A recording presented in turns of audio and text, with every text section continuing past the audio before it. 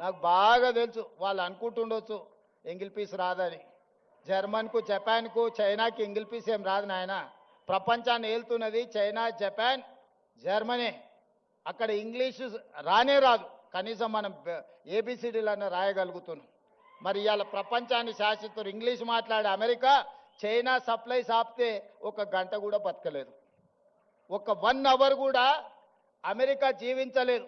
America ఎంత అప్పు ఉందంటే చైనాకు, వాడిని ఆ అప్పు మొత్తం కట్టడానికి వంగబెట్టి బండ పెడితే మొత్తం అమెరికాని చైనాకు అప్పచెప్పాల్సి వస్తుంది.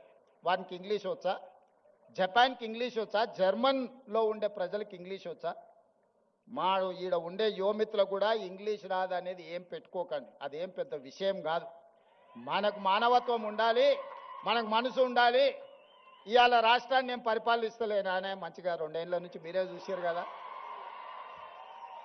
కావాలంటే 10 మంది ఇంగ్లీష్ వచ్చిన వాళ్ళని ఉద్యోగస్తులను పెట్టుకుంటే మాట్లాడవా అని చెప్పొచ్చు ఒకరి తర్వాత ఒకరిని.